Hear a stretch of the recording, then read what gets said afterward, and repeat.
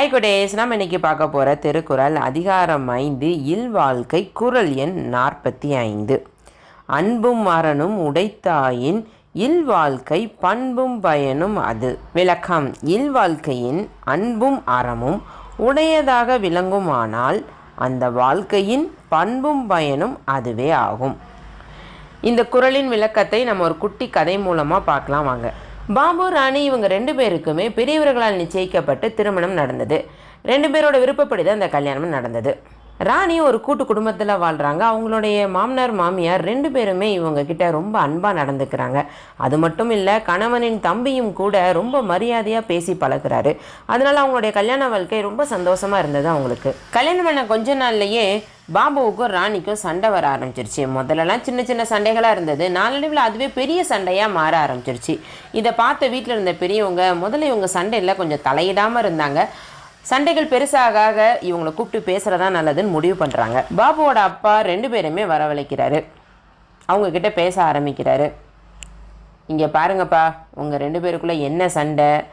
அந்த சண்டைக்கு பஞ்சாயத்து பண்ணுறதுக்காக உங்களை நான் இங்கே கண்டிப்பாக கூப்பிடலை. கணவன் மனைவினா சண்டைகள் வரதான் செய்யும்.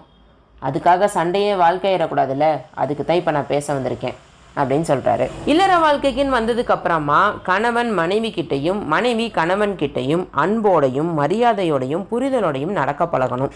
அது மட்டும் இல்லை, அறவழியில் தான் சம்பாதிக்க வேண்டும். சம்பாதித்த பணத்தை தனக்கு மட்டும்தான் அப்படின்னு இல்லாமல் தன்னை சுற்றி இருக்கிறவங்களுக்கும் இல்லாதவங்களுக்கும் உதவுற பெரிய மனது வேண்டும். நான் சொன்ன இந்த 2 விஷயங்களையுமே உங்கள் வாழ்க்கையில் நீங்கள் கடைபிடிச்சிங்க அப்படின்னா உங்களோட இல்லற வாழ்க்கை எப்பயுமே அன்பு மரணம் நிலைத்து இருக்கும் அப்படின்னு சொல்கிறாரு. தன் அப்பா பேசினதை கேட்டதுக்கப்புறம் பாபுவும் ராணியும் ஒருத்தருக்கு ஒருத்தர் அன்போட வாழ ஆரம்பிக்கிறாங்க. அது மட்டுமல்ல, தங்களால் முடிஞ்ச உதவிகளை பிறருக்கு செய்யவும் ஆரம்பிக்கிறாங்க.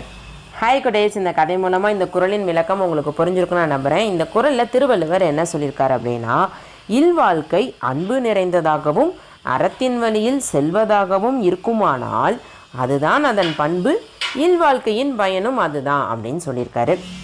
இனி வர வாரங்களில் நம்ம அடுத்த குறளையும் அதோட விளக்கத்தையும் பார்க்கலாம். இந்த வீடியோ உங்களுக்கு பிடிச்சிருந்தது அப்படின்னா உங்கள் ஃப்ரெண்ட்ஸ் கூட ஷேர் பண்ணுங்கள், லைக் பண்ணுங்கள், விருதை பொண்ணு சேனலை சப்ஸ்கிரைப் பண்ணுங்கள். நன்றி, வணக்கம்.